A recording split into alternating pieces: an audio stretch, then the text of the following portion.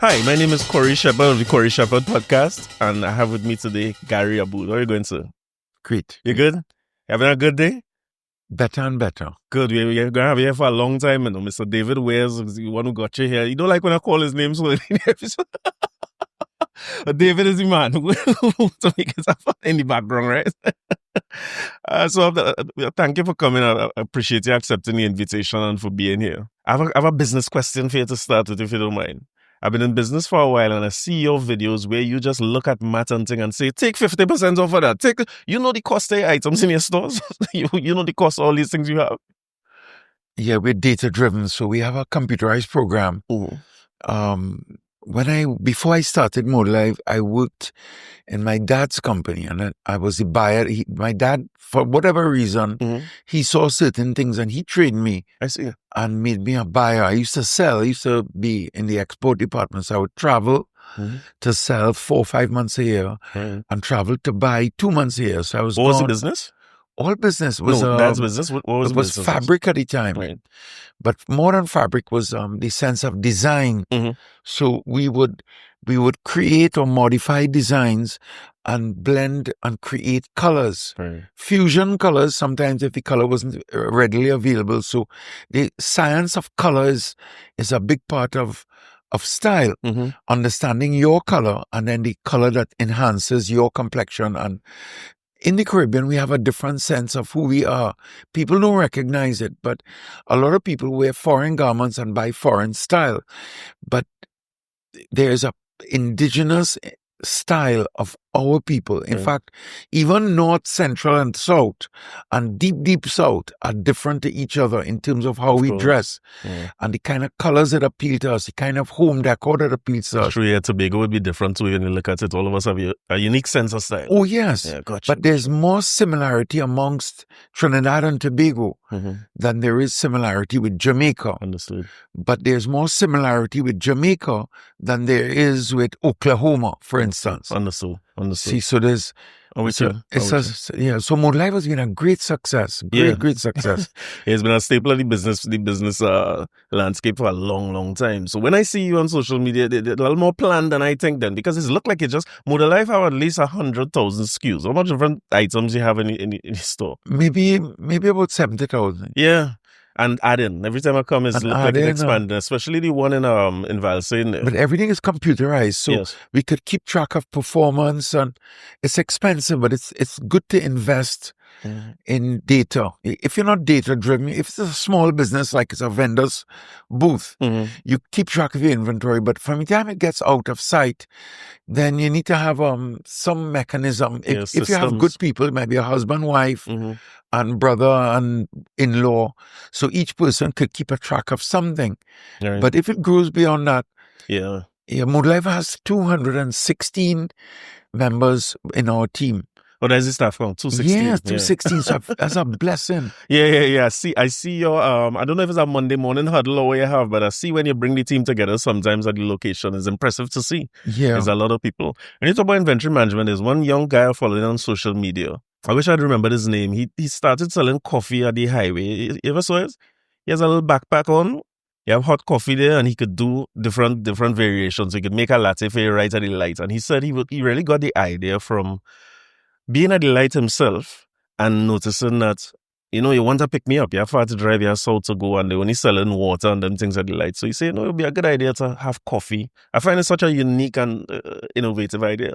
So, well, we wanted, we planned to have an entrepreneur's training program online. I see. And we keep starting it and not getting enough resources to proceed with it. Right. But I'm a firm believer that we don't have enough encouragement for young businesses and small businesses. COVID displaced a lot of people who started little businesses. Some of them have gotten very, very big because they've gotten into more exports to particular markets, and some of their production has grown. So back then, we started promoting them in different ways. We started a grocery because when they produce, they need somewhere to sell it. So we have a health grocery now, which is a real battle. Because that's right, in the same location? In the same location, because people don't want health. People want cheap, tasty, poison. Yeah. So you still have people drinking beverages, even though these carbonated beverages, scientists have shown that they contain 12 teaspoons of white sugar, which is poison. All right. I mean, we are currently writing the Minister of Health to ask him, in the same way that you put warning signs on a cigarette pack that it's dangerous, and they should have warning signs on the whole gamut of them, and other foods as well. Yeah, I guess if people left to the choices about convenience and a lot of times price, it's just what's cheap and available. And taste, you see the taste. Oh, I suppose. The taste. Like when we started Mood Live, because we wanted to have a place where we could find things that we like. Correct. So I believe if you're going to produce something as a commercial project, you should produce something that you like. Gotcha. I buy barbecue from a guy on the avenue. It's called Corie's. I swear that's the best barbecue I've eaten anywhere on planet Earth. And I love barbecue. Right. But when you talk to the guy, he loves his food. He tastes it, and you can see his whole face brighten up if it tastes good, and he'll inquire how it tastes, and you see him with a little half smile, waiting to see a reaction. And feedback. So that passion is what people need to follow. If you love to swim, then you should be a swimming instructor. Got it. You have to find the thing that you love and make it commercial. I want to mention, in case we forget, that during COVID, Latulio, we really, I am more Baha'i than a Christian or a Muslim. Okay. And I believe all of us have to come together. I believe there's one God, but I am sure that one God has chosen me for some reason. And I'm searching for the reason. And he has put me in a position where I'm not hungry. I have earned, the company has done well enough that now my big mission is to look after my team and for teams outside of my team. So we started a program called the YES program, the Young Entrepreneurs Subsidy Program. And it is something I want your audience to know, because I want them to encourage other people.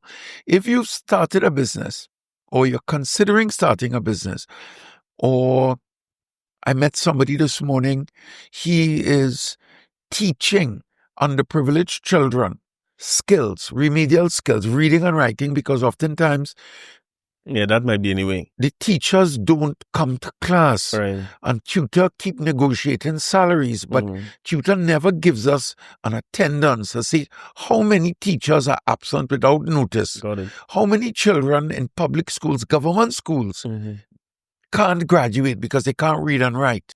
And it's tragic. So the YES program is that if, let's say, this teacher, this young man who's doing it without salary, him and his wife, if he needs to buy a projector and it costs $10,000, we will pay $3,500 of the $10,000. So you're helping them with 33% or whatever the cost is towards their goal. 35 or 40%. Got it. So if let's say you're broadcasting, which is local, healthy, conscious, and not supporting poison. It has to be something that's good. Right. So this guy's teaching underprivileged students. Yeah, you could get behind that. Yes. But this is separate from what you said about helping train entrepreneurs, or is it all part of one program? No, the training program is something we want to do in 10 5-minute broadcasts. I see. Where we have professionals who are successful, like Adams, because he knows a lot about how to succeed. But, so the YES program, if they want to apply, they can apply by WhatsApping 355-7674. JD, keep that number. 355-7674. It's similar to my number. It just ends with a 4. Right.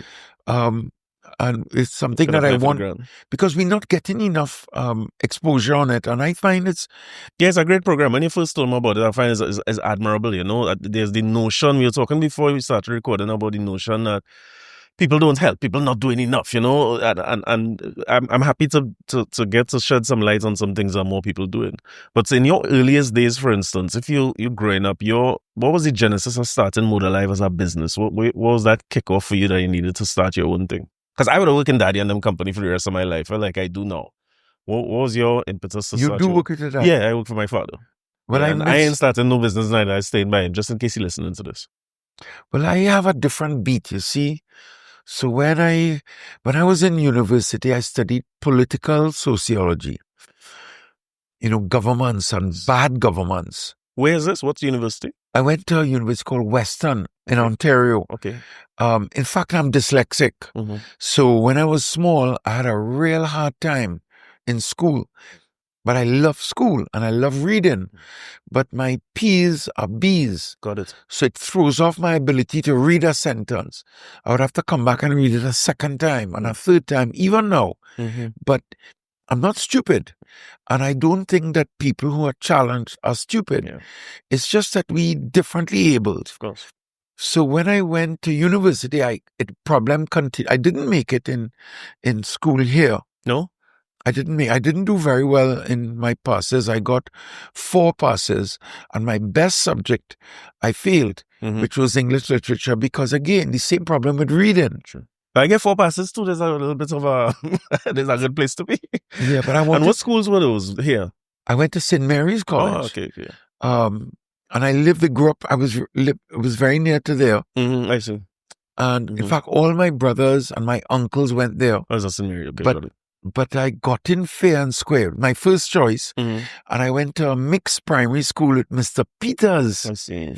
Yeah. He was a retired St. Mary's teacher. Okay.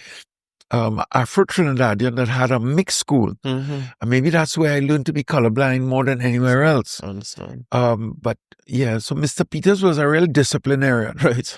And a hard taskmaster and a mathematician. So I was actually very good up till now in understanding numbers and ratios and returns. Oh, that's why you could put it on sale on a whim like that. You understand it. Yeah. And I remember numbers better than ideas, in fact, sometimes. Okay. So after St. Mary's, I went to a high school in Canada where the problem persisted. The same reading problem persisted. But I got into a university where I studied. I was interested in, at the time, world orders and why the whole world had so much starvation, so much war. So this is just something innate in you since then. That's what led you to go and study governance and those things. Well, a 16-year-old child is an adult. So when we grew up, newspapers was something that we read. Now, I don't know how many people read newspapers, but I love the horoscope, but to get to the horoscope, you see world news, and I'm a firm believer in reading. It's the way out. It's the way of the future. So if a child can't read, the child might as well be crippled. So we have a duty to, in any event, when I went to university, I had real problems keeping up and problems with my grades. And then I wasn't doing well, but it's the same reading problem. But I read way outside of the required work of each of the subjects. So I think I was the best student in the class. And sometimes I've been commended by people who are very informed that I have a broad base of knowledge. You're reading right. You going in to study governance as a means of looking at how you could solve some of these same things that you're talking about, understanding the world's problems. But understanding and solving it, look at where we're at. Look at where we're at. Look at the wars in the world. Look at what the United States are selling in military armaments and bombs every year as an export industry, which is a massive industry, and to who they're selling it to and what it is being used for. I don't think there's any God that would condone what is happening in the world where governments sit back and allow private companies to sell military armaments to kill children. There should be rules of war. I wear this badge proudly today. But when I put it on, I didn't remember I was coming here. What was the badge say? I didn't even notice. Or Stand with Palestine. Stand with Palestine. Yeah. I'm not saying that Hamas are justified in some of the things that Hamas have done. But certainly there's no justification for what is happening now. And if you're following what's happening in Palestine, they're decimating a people, and there are peoples of all religions and races that live there. So when we talk about on the emancipation celebrations, because I was there and I felt so proud of the manner in which it was conducted. And is in the Savannah? In the Savannah and on Frederick Street. All right, or the parade. The parade, the dancers were clean. There was no vulgarity. There was no exposed nipples or no shaved pubic hair. It was beautiful, and it was all ladylike and masculine and creative and artistic and rehearsed. It wasn't what we see in Carnival Tuesday. Yeah, well, I like to see, but yeah, I mean, no matter what you. But I love women. Yeah. I love seeing beautiful women half naked, but it's really not culture. It's not culture. We have a heritage, and what has happened with modern culture, it has gone lascivious. It's like all of us have our tongue hanging out and we dripping and ready to attack, like like hungry wolves. And we should commend and congratulate Zakia and the dancers and the presenters for a beautiful commemoration. But we need a wake-up call to understand that women are still discriminated, buggered, raped, murdered. Nobody's taking it on. Most of the rapes, you would be surprised that rape, the world average for rape, a country like St. Vincent is 12 times higher than the world average. Jamaica is 11 times higher. And Trinidad, I suspect we are as bad as St. Vincent and Grenada. It's just that the women, they don't want the shame. Of course, yeah. The shame that you've been raped, to go into a police station and they have to come and examine you and find evidence of you having been cut or sperm. Or, It's a traumatic experience. And then there's whether or not our girls feel confident in the criminal justice system, that be brought to justice. And then there are other things like something like 38% of all women murdered in Trinidad are murdered by somebody they know. Of course, And we're talking about emancipation. What about emancipation? The average woman, that she could walk without being some man saying something offensive to her or but the thing is, like, when you look at it, because I saw some of it as well. Like, there was one night they had a celebration for Corie Mandela. It's like the news headlines go in one direction, and the country is what it is. We talked about this before we start. I prefer to live in a country where we discuss some of these very things openly. They are touchy subjects, but I think if you bring them out in the open, it could help. And I usually commend the Emancipation Committee for taking, even if it's a day, a moment, a month, or whatever it is, so that we could celebrate not necessarily emancipation to represent freedom as a point, but to represent freedom as a journey. And, sometimes you take these little milestones, like David has always reminded me of that, where the podcast started versus where it is now is worth celebrating. So I feel as though the Emancipation Committee they do a good job, as you say, the people behind it. But are we emancipated from our children swimming in sewage? I mean, think about... Like what, maracas and things, you mean? Oh, swimming in sewage where? In 2018, the IMA produced a State of the Environment report. It was terrible, not bad. I mean, why would a tourist come to a country when half its recreational beaches have sewage content that will make you sick, give you hepatitis? If you're immunocompromised, it might kill you, poison your children, give you eyes, nose, and throat infections. And plenty of our beaches, the whole of Chaguaramas Peninsula, Maracas, Las Cuevas, Blanchisches, Mayaro, Bonas, Fullerton, it goes on, the whole Gulf. So, but we're talking about national development. In 2022, another report was done. Now, you pay tax, I pay tax. The tax goes and pays the officers at the IMA. They do the research. It's ready for publication, but Cabinet didn't approve the 2022 Cabinet. So now the 2025 Cabinet is the UNC Cabinet. Will they approve it? It's 3 years old. 2026, we're supposed to have a new report. Yeah, and we didn't see the old one yet.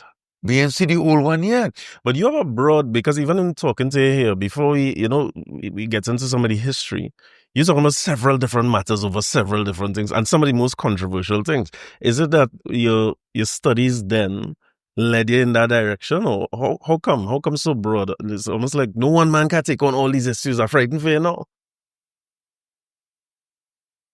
Yeah, it's a problem because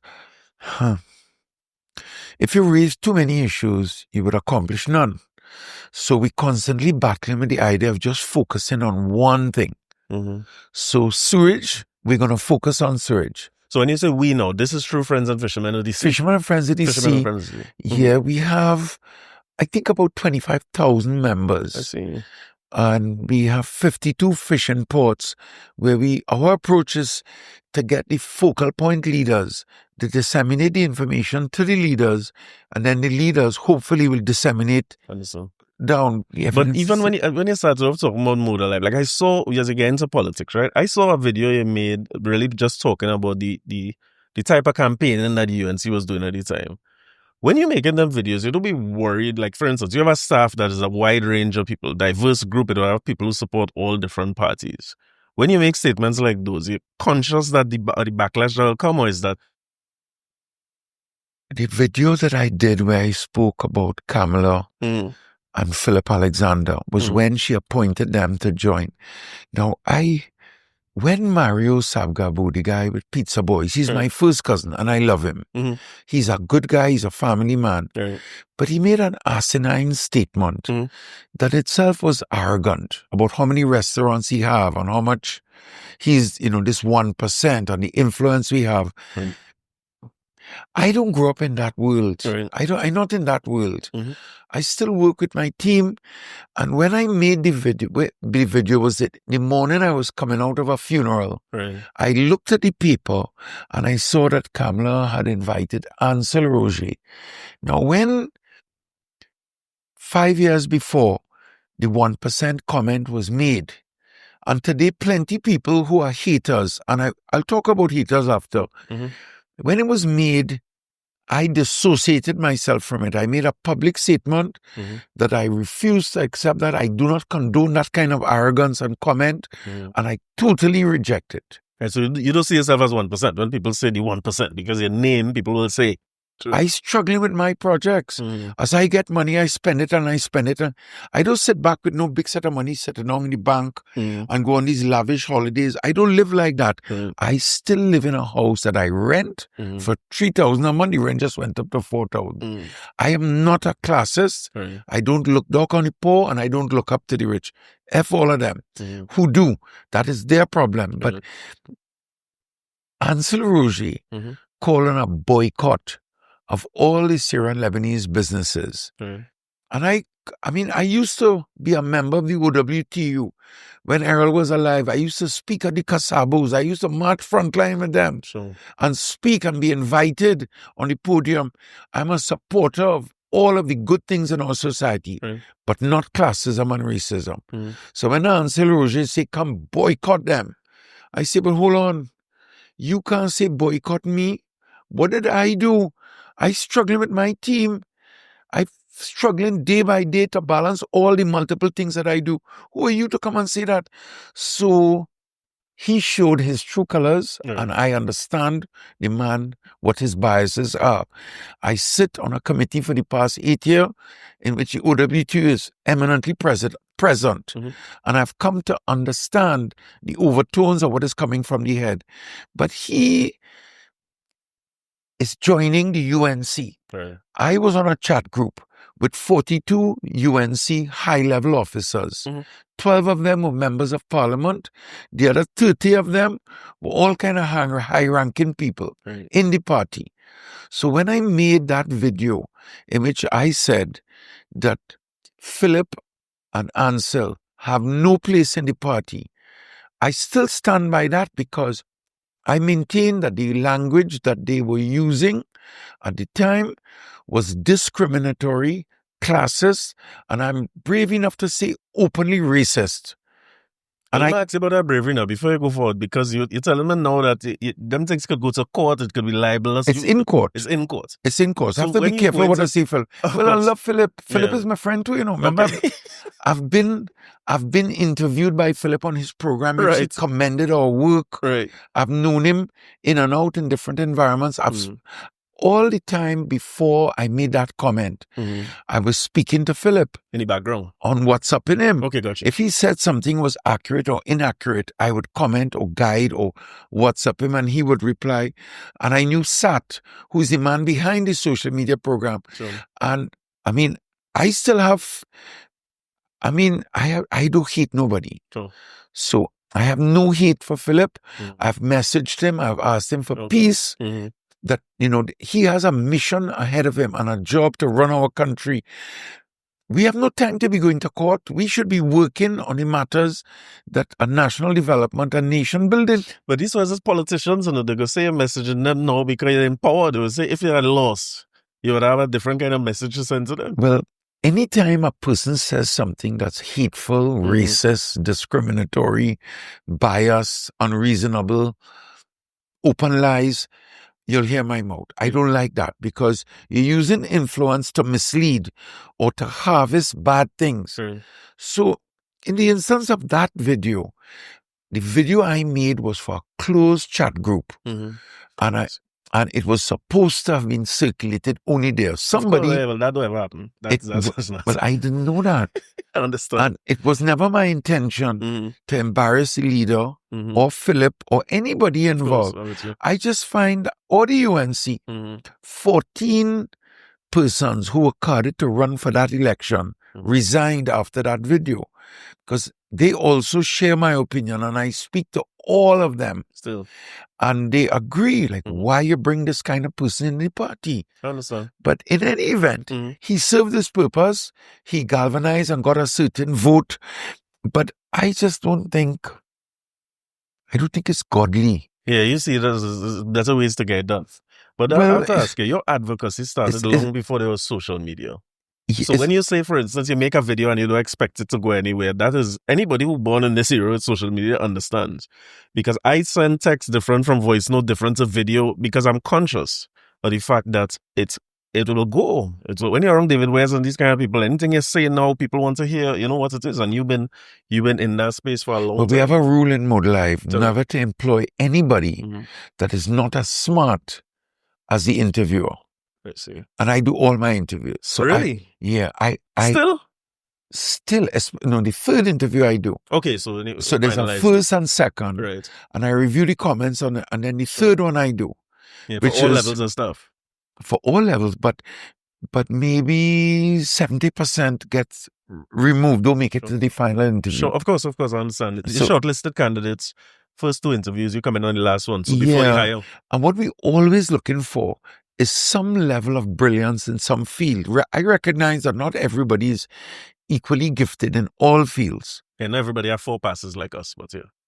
Yeah, no, but I don't look at the passes, actually. I look at the presentation and the enthusiasm, what they love, where's their passion. Because where your passion is, you'll acquire knowledge.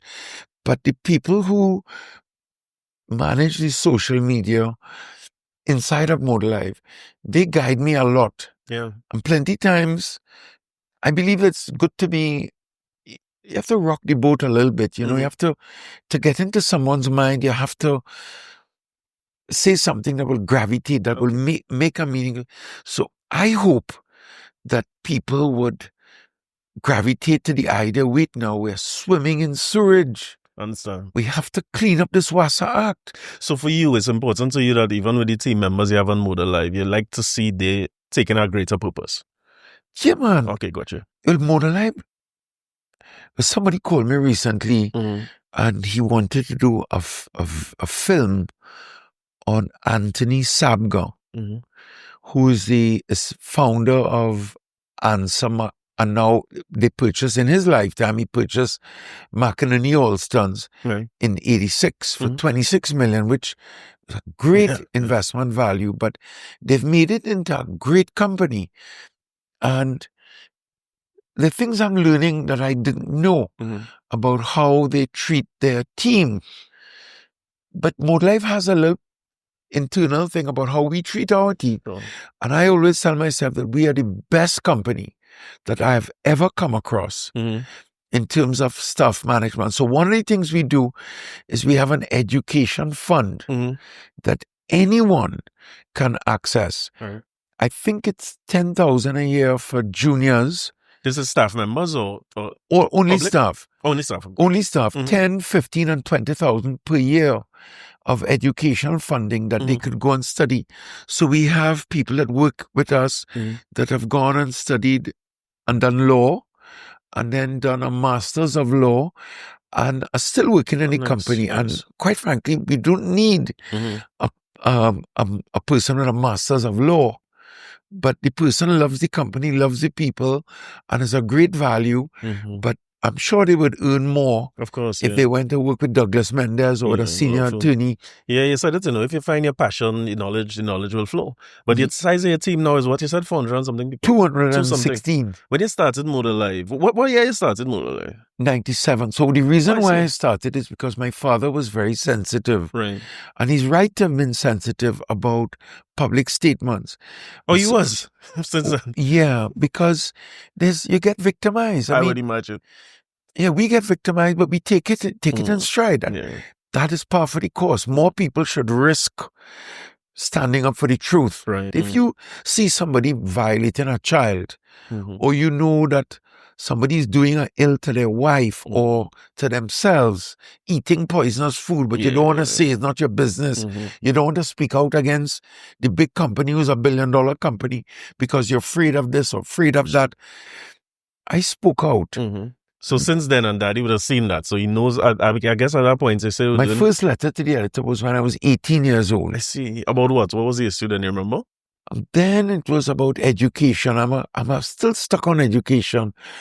And I believe then, as I believe now, that the foundation of education starts at home. Learning tools to understand colors and shapes, and children need opportunities to be able to understand first the basics, and then they need. In those days, we didn't have preschools, so I fought for preschools for 6 or 8 years, and then we got preschools, and I used to write letters to the editor about things about nutrition in schools, the parents that didn't properly feed their children. So how can the child learn? Of course.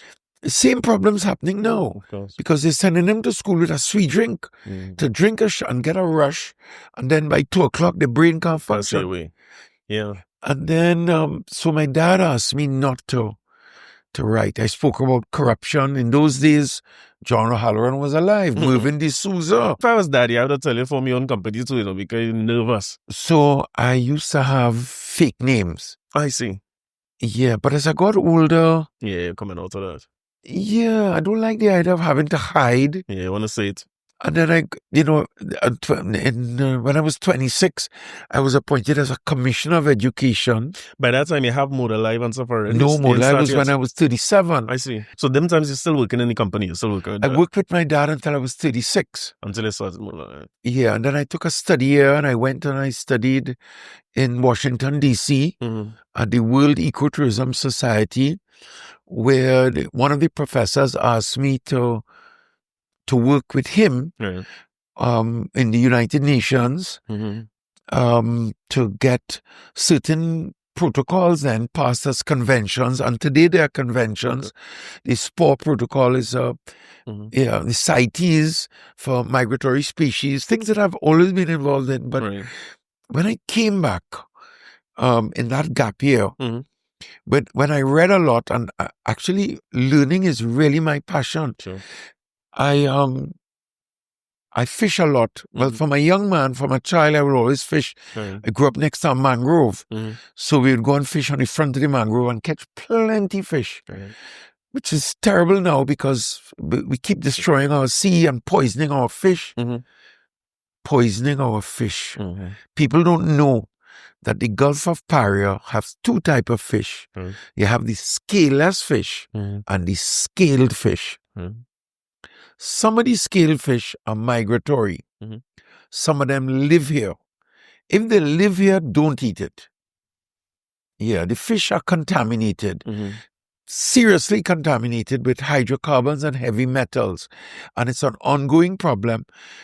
It's not solved. And there was a study done that there's a correlation between the frequency of eating demersals, which is the fish that live here at the bottom, and getting cancer. The more you eat, the greater the likelihood. And it's Aaron Balgobin. He's a doctor. He did his doctorate under the professor under whom he did his doctorate was sent on early retirement after he published his doctorate, and she did a study for us, similar study to correlate the contamination levels of water in the Gulf of Paria. And she was a professor at UTT, an eminent scholar, international scholar, was brought home at the age of 55 to lead this department of UTT. After her doctoral dissertation of her student, Aaron, and her publication of a report for FFOS, she was sent on early retirement. Yeah. Well, I know your passion is there behind that as well. And I didn't realize that that's something you went and studied. So you would have started as advocacy before business then? Or at least friends and fishermen of the sea? No, is it fishermen and friends or friends and fishermen? Fishermen and friends of the sea. Yeah, your origin was out of an issue, or what? But I was aware. I'm aware of the issue, the term sustainability. Most people still don't understand what it means. But yeah, back in the early 2000s, I used to subscribe because I had a friend. A lot of my friends as a younger man was older people, even now. And I got exposed to a document coming out of Washington, produced by scientists. In fact, when I first found out about that study, but it's an annual publication, and it's produced by a group called the World Resources Institute. And they are a collection of studies to examine world resources in terms of where we're at, where we're going, what we can afford, what we can't afford. So it's a global policy document. And they liken dynamite fishing. They liken shrimp trawling to dynamite fishing in terms of sustainability.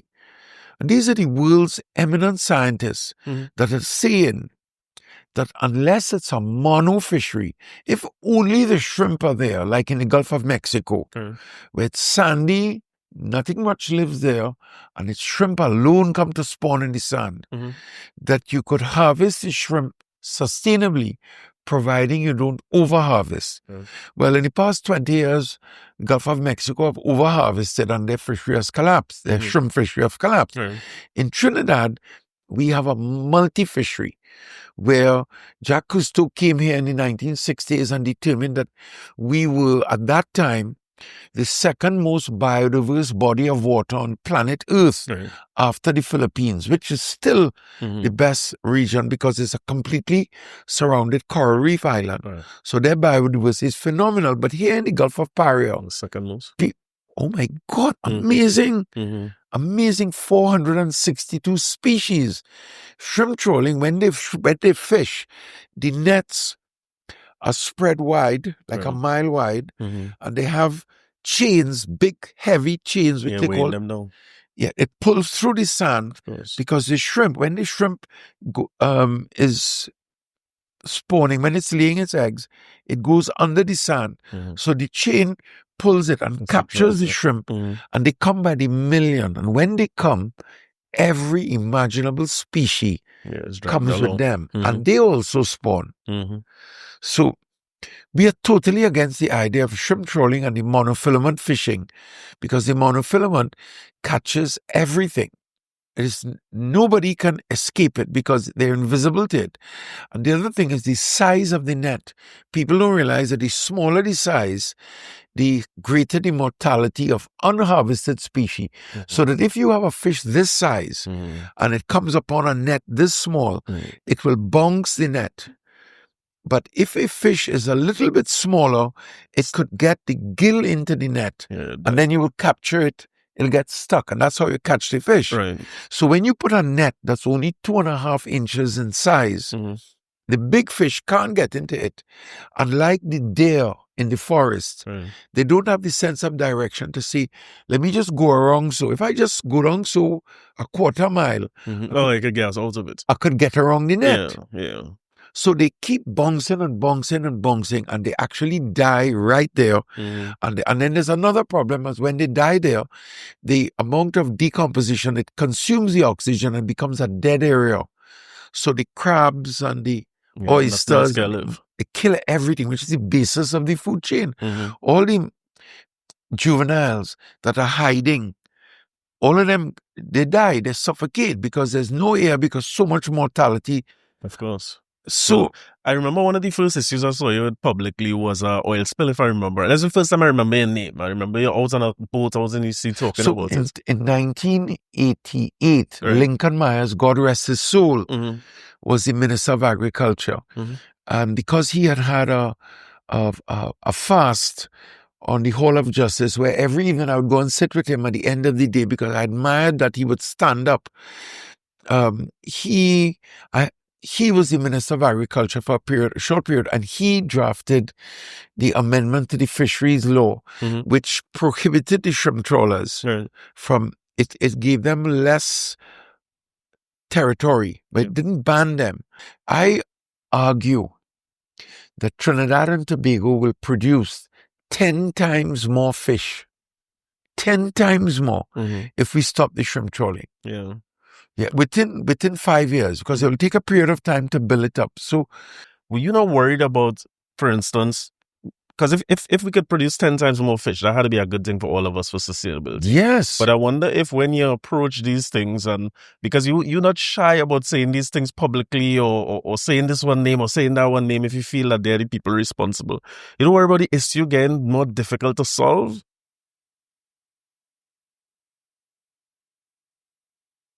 Well, Gaddafi was a hero. Gaddafi was a hero. Yeah. You see, so I look at him, how he spoke. I look at Mandela. I look at Martin Luther King. Look at all the people who had a vision for the future of unity, and like you have to be confrontational. I believe that it's important to call the snake out. You can't play. I mean, actually, the snake might know he's a snake, he might be hearing that for the first time when you say it. Yeah, I'm a snake. I'm a snake man. No, I shouldn't have used a snake because... No, I understand the sentiment. But yeah, people don't realize that we have 53 snakes in Trinidad, and only 2 of them are venomous. Right. Only 2 are venomous. The rest of them, are friendly, normal creatures. They're not, but the biblical term, they use the snake in a bad way. But yeah, I just believe that you have to call it out. You have to name it and call it out. Right. So, I don't think we could. There's a way that there was a guy that I read. He was a business mogul. I'm trying to remember his name. That was back in the 80s, but he always believed you have to name it to know it. Right. So, you have to call it out.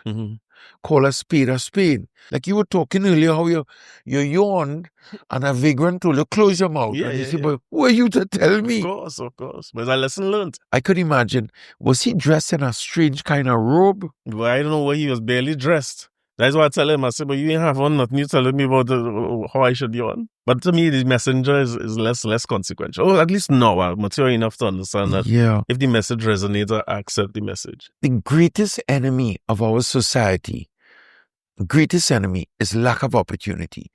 And the greatest contributor to lack of opportunity is that I'm willing to argue that 40% of our treasury is squandered by lack of productivity, which I consider to be corrupt, by mismanagement, which I consider to be corrupt, by theft of goods and services, which I consider to be corrupt, and fourthly, by corruption, kickbacks, inflating projects and giving money back, and then boasting like you are something special to our society, while every week, Living Waters gives out 1,200 bags of food, and they give it out 4 times a month.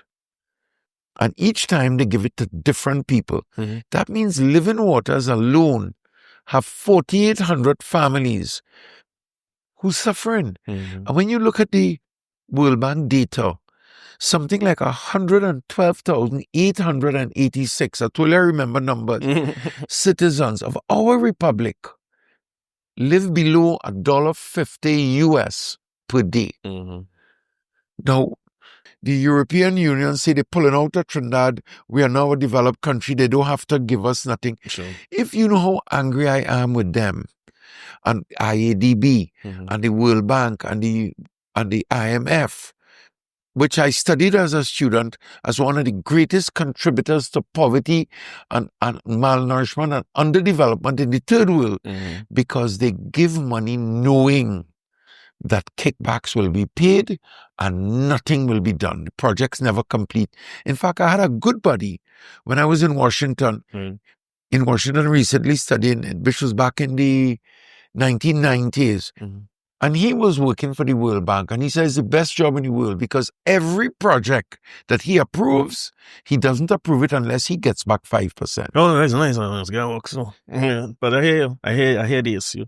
You hear the issue? Yeah, of course. So you are the World Bank officer, come into a little banana republic where most of the people are poor and illiterate, no universities, not a high standard of living. And that's what you study. And your mission is to help them to get out of poverty, to feed their poor and help their sick. He's studying self. Yeah, common human issue. Well, I gotta get back to David agenda, because David and them go promote and we cover. I want to get to your origin story. So you said that when you started off Moda Live, there's one thing that I remember in particular when you started off. Both was, some of it you covered in terms of the fabrics, the colors. It was very different to what you would see in the clothes stores and so on. But one of the things that was markedly different from you was, you used to see Brother Resistance and a drummer out there all the time. That's deliberate? Is something that you all had a relationship, or they just used But to he come was and a chill? friend. And I believe that small business is the key to pulling ourselves to developing our economy. Right. My father was a street vendor, and those are good guys, and they're just not given the opportunity. You know, you said something earlier about everyone should do the study to determine their own bias and discrimination. Yes, a Harvard study. Is the test available online? I'll actually put it in the bio when I publish this, so that people could take it if they would like. But I want to take it myself, because I have a hard time. I am biased against successful people who forget to look back. You see, that is, maybe it's I don't know, my dad and mom had a great influence on me. My mother told me, I don't like beggars. Right.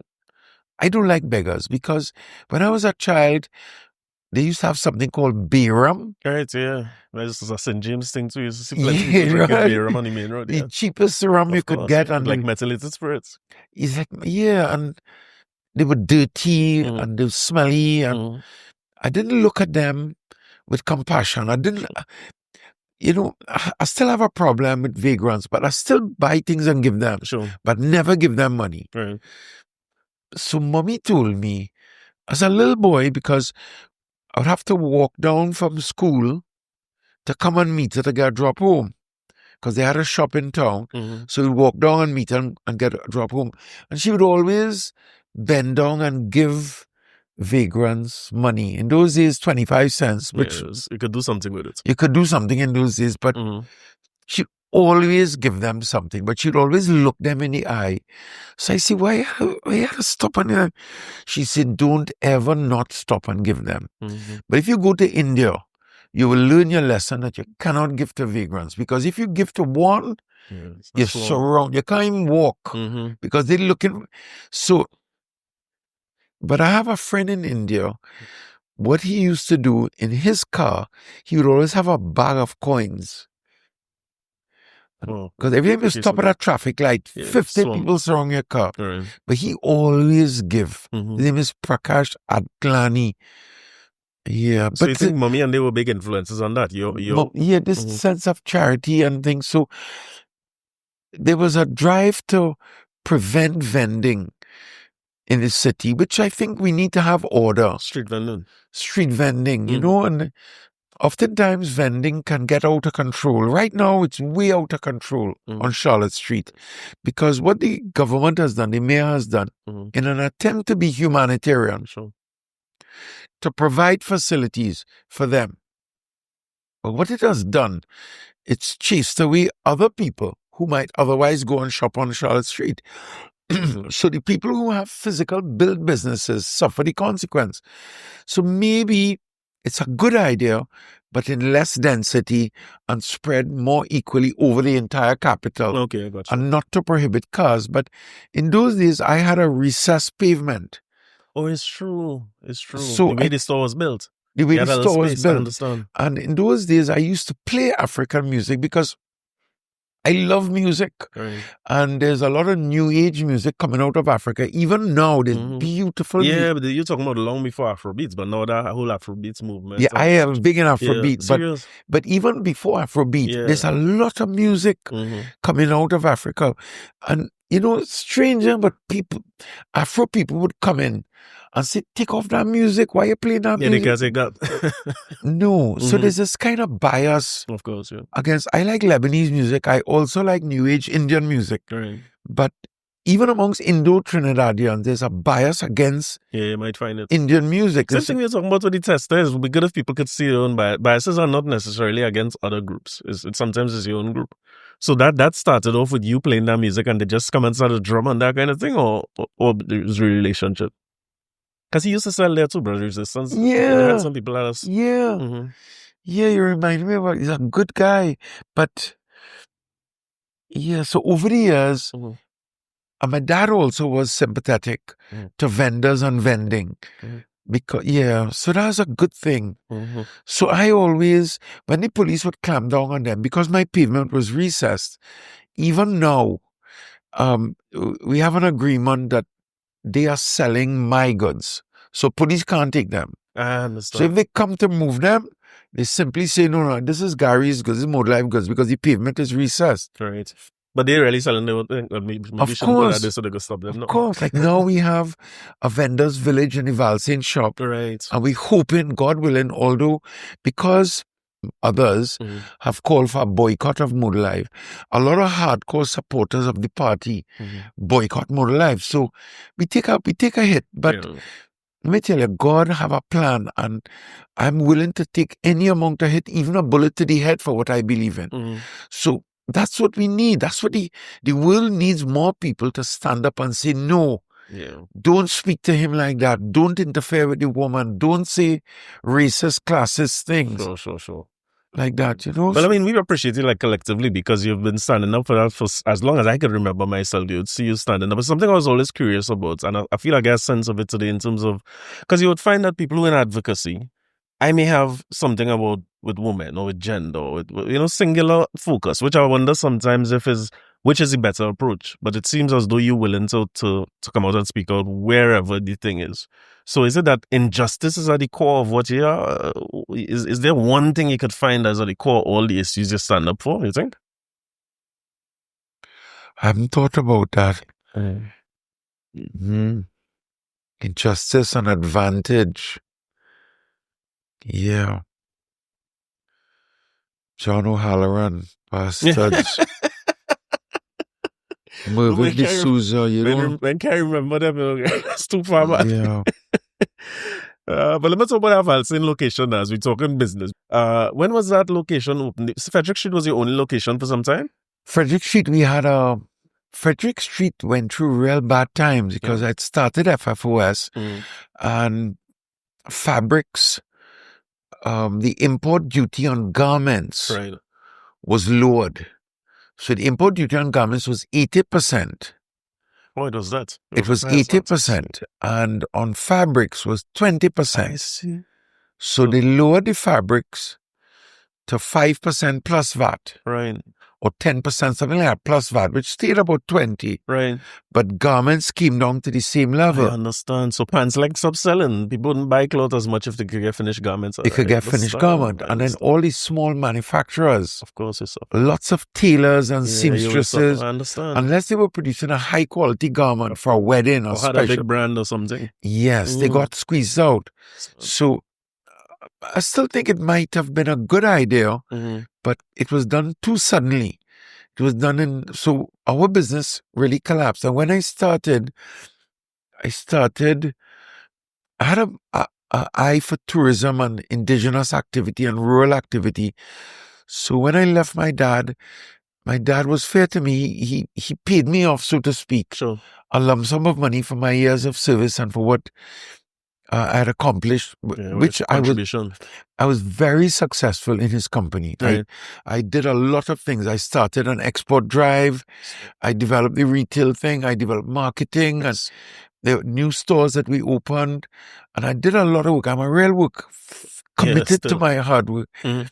So I went and I bought estates in the country with the idea that I would create an ecotourism destination for Trinidad. At the time, Costa Rica, in the 90s, Costa Rica was just taking off. So I went and I bought, and I'm a bushman. I didn't tell you that. I spent a lot of time going in the mountain, any kind of cave, waterfall, river, diving, all kind of outdoor stuff. That's my passion. So I bought several estates. At that time, property prices were depressed. So I got a lot of estates with different things, with oil birds in the Comaka Caves, with sulfur springs, in Maho, in Brasso Seco, in Madamas, different places like that, in Tobago, up in the mountains. And so that was my plan. And then 50% of the money I used to start the business. But the lands needed money to build the ecotourism and to start that whole project. And the business with textiles collapsing, I didn't invest in importing textiles. At that time, I was importing very little from New York. I didn't have the capital to import from China. I promised my dad I wasn't going to compete with him on the markets that I had developed, which was wholesale and export. So I was limited myself to only being a retail or to having retails. And the market collapsed on me. But where you were getting textiles from if you're not importing locally made, or? I was getting textiles from my dad. Oh, I see. But he had promised me to give me the best wholesale prices. And I was also buying at that time, from Queensway. I remember. They've since closed. Yeah. Well, everybody, when you look at the whole clothes store, that part of Frederick Street, from Hart Street, go down. Everybody. It was clothes. There were 26 importers, and now I think there are only 3 or 4. Yeah, but what you say makes sense. I never knew that those import duties had changed, because then consumers would buy differently. So I went through a very difficult time. Very, very difficult. So let me ask you this, model life now. I haven't been in town for a long time. The store in town is still cloth and stuff, or is variety version like? But we came completely out of the cloth. It's not there anymore. And we started, I went to India, and when I worked for my dad, I used to go to India twice a year as well. In those days, we were designing textile and having it printed or dyed in our colors. But now I went to a handicraft show where I could buy handmade things in very small quantities. So that's how because I didn't have the capital. I had a property in Blanchisseuse, which was part of the whole ecotourism. The ecotourism thing was something worth talking about, because it was a concept that a foreign person who loves being outdoors could come here and spend 3 weeks outdoors, hike for 2 days to a destination over the mountain, spend 2 or 3 days there, recuperate from the rough ride, then hike another 2 or 3 days to another destination, and in each destination experience different birds, trees, mammals, amphibians. We have it here. But you were getting traction with that. People would come, people would visit to do it.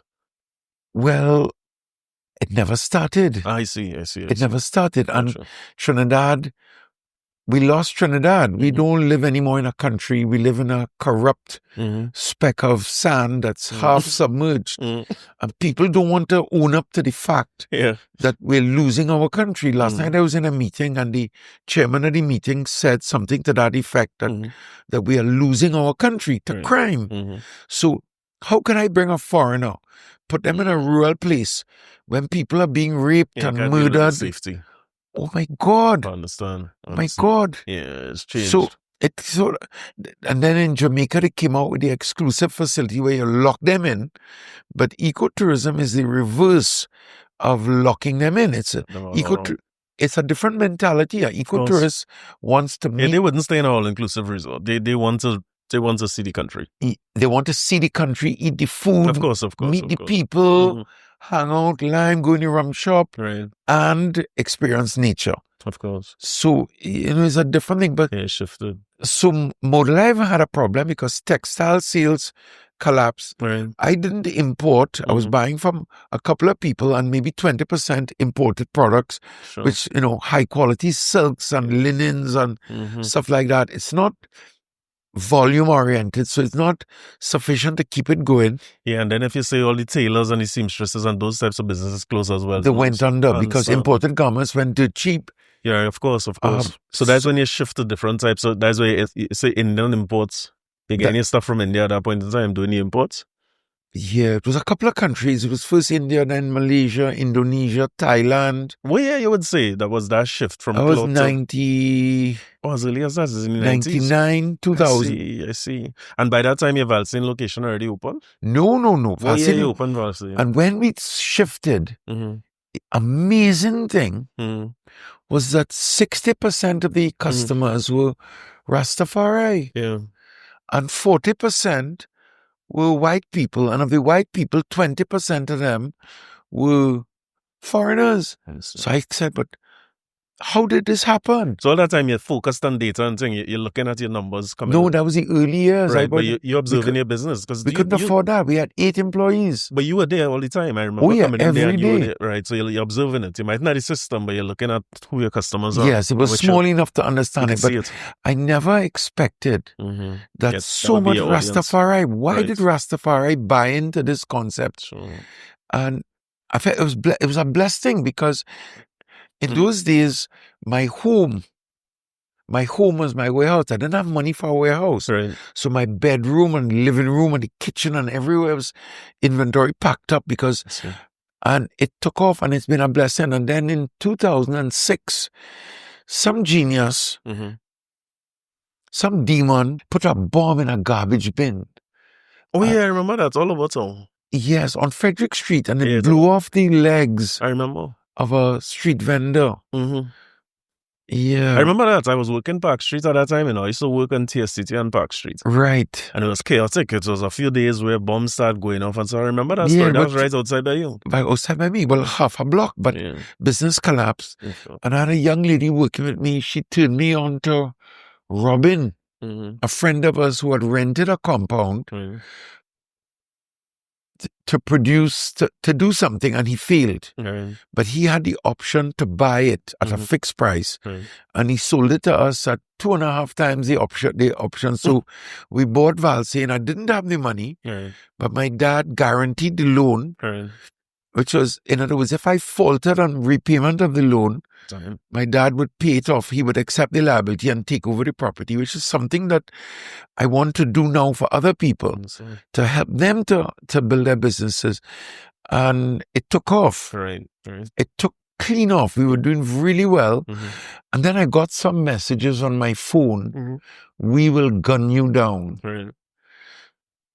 So when you talk about risk, I went to the police with it. I couldn't trace it. I came 3 times. We will gun you down. And at that time, fishermen and friends at the sea were fighting the shrimp trawlers head on. So I actually suspect it was somebody from that group. Well, Gary, you might know because so much people you say that you fighting plenty battles. So when you see that message, you can't know where it's coming from. In those early days, it was very, very specific to them. Okay, got you. About getting them outlawed. I see. We mobilized the North Coast fishermen and we were marching a lot and demonstrating publicly. Yeah. I wasn't arrested yet then, though. I was arrested 3 times. 2 times in the Kamala regime, I got arrested and incarcerated. Well, you had to watch it now. That's okay. They could take me. I'm happy to go. Why don't say I don't put us out? No. Listen, what have to come? Have to come. I suppose. Yeah, I'm not afraid. And at that time, a couple of weeks after getting the messages, we will gun you down. which I didn't make public, and I didn't want my dad to know because my dad and mom were alive and they worry about me like that. Of course. 3 persons came into the business. 3 of them came in on a Saturday, and something wasn't right about them. This is in Valsine? In Valsine. It wasn't what it is now. Yeah, but when you just started. And so I was called. I had a little office there. I was called out. Hey, look, we have some suspicious characters moving around. And I came down and I stayed with the one who I thought was the most dangerous of the 3. And I told him, listen, no matter where you go, you follow, I'm staying with you. I said, let me help you. He said, no, I don't want anything. I said, no problem. I'm going to stay 6 inches away from you. Wherever you go, I'm going to be right with you. So let's spend the time together since you don't want anything. And that was when fire was called. But the other 2 persons who were with him had dispersed. Right. So I suspect, and there was a door open, I suspect that somebody might have done something. But yeah, you never know. It's a blessing. Yeah, but I guess you kept going. I think but people say that how I burnt it down for insurance. Right. Which obviously those people don't know their head from their tail in business, because after it was a long battle. At the time of the fire services sent 4 trucks. Right. The first one came, didn't have a hose. The second one came, the pump didn't work. Right. The third one came, there was some other problem. And then the 4th one came. And when the 4th one came, we now had water. Yeah. By which time the whole 60,000 square feet building was up in flames. So I spoke about it. When the media asked me, I said, what a disgrace our fire services are. Right. If that was a chemical fire in Point Lisas, how many residents in the community that live behind Point Lisas, there are 4 communities along the stretch, might have died. Of course. Because we need to equip, and I still say it now, are we prepared for chemical fire? Which is very different. Yes, it is. And then the chief fire officer, he made a statement that he knows that building.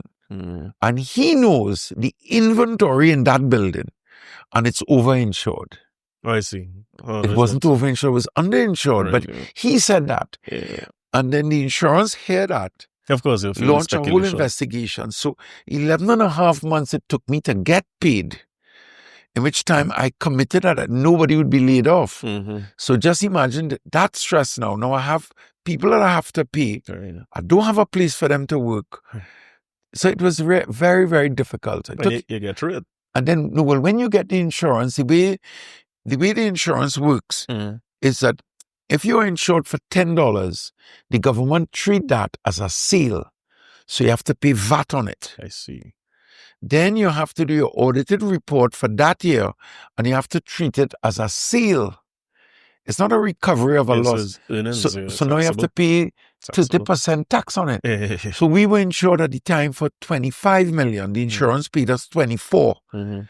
VAT took out. Yeah, probably 15% of that. 15% is about $5 million. Of course. Then of the $20 million, I had to pay 30% tax, which leave back $14 million, and I owe the bank $12.5 million.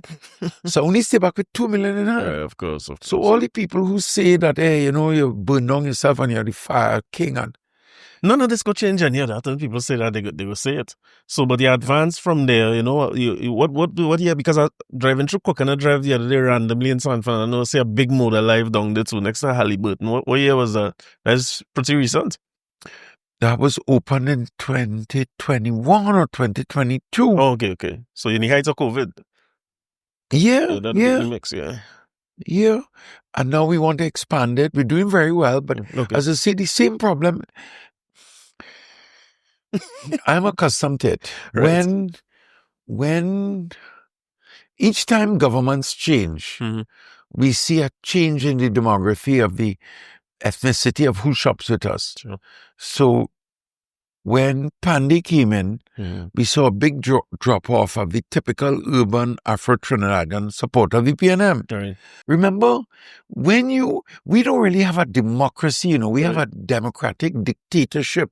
You get into power and you could do to the people what you want. That is not right. Yeah.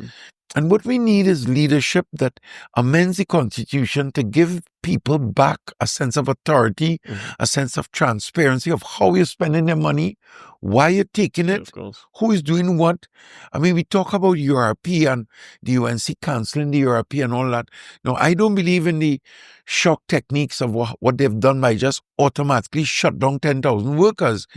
But have those workers really advanced in our society as a result of being in CPEP? Programs. Yeah, what is the opportunities for them to become literate, to start small businesses, to own small shops, to produce something, to cook something, to learn? So, are we really cultivating a futuristic society, preparing for a modern world where computers are going to take over? Sure. Or are we just using our extractive industries' short-term wealth and blowing it for politics? 20 years from now, where are we going to be when the gas has run out? Yeah. When you extract all of it, we have a problem. But I want to ask you just a couple of quick things before we go, because David go put it out. In terms of advocacy, and you talk about the politics a lot, is that something you feel you will do? Run for politics and those things? Because you're passionate and you're very emotional sometimes about these things that you're talking about and seeing it different. You intend to put yourself there? I never thought I would be in politics. What I do is the real politics. Advocacy is real politics. Right. Being in parliament is not the politics. That's a puppy show. So that's not for you? That's not for any progressive citizen. If you want to represent people, represent them where it matters by what we do.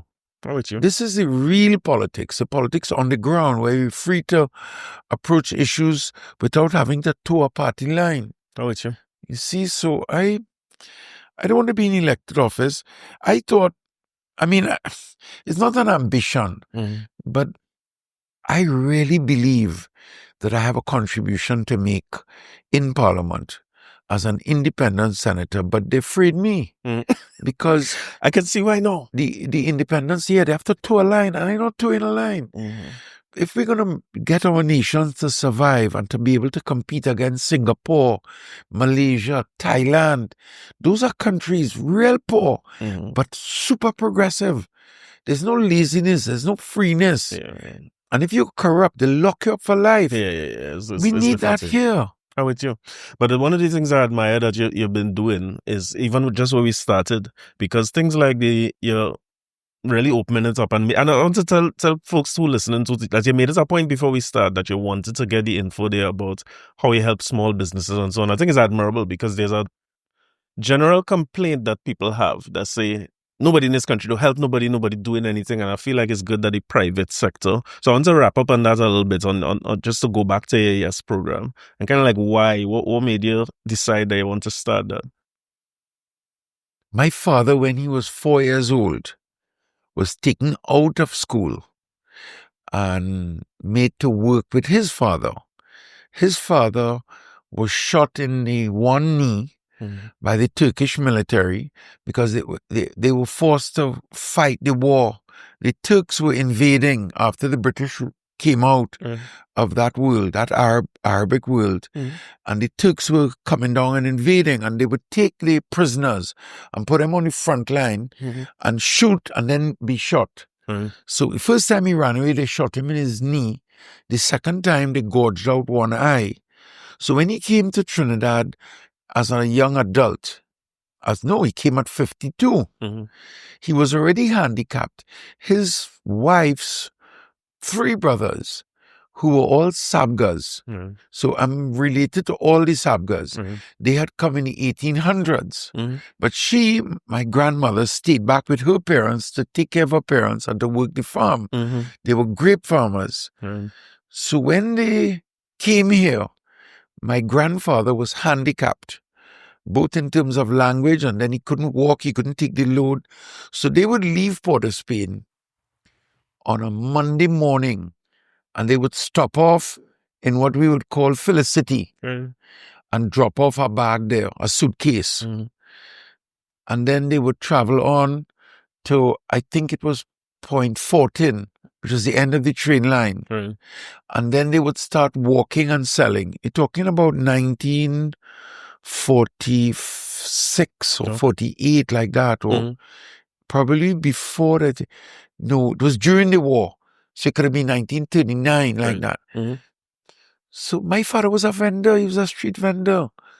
So if we don't understand that, hey, listen, all the richest people in Trinidad have very humble origins.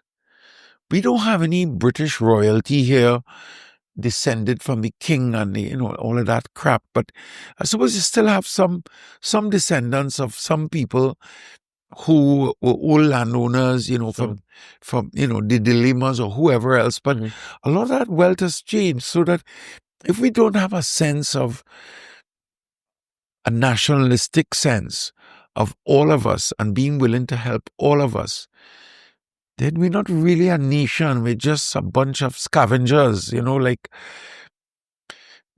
they have pictures of salmon going up the river. The salmon struggle to go up, and we always look down on the animal kingdom as these beasts just eating and grabbing like hyenas. But even the hyenas have a sense of protection and loyalty to help each other and save each other. And this video that I saw was that there are some salmon going upriver that deliberately jump onto the rocks and very carefully assist those who are beating up, who don't have the navigational sense to say, look, that's the water, that's where I need to go. And they knock them in, and then they jump in.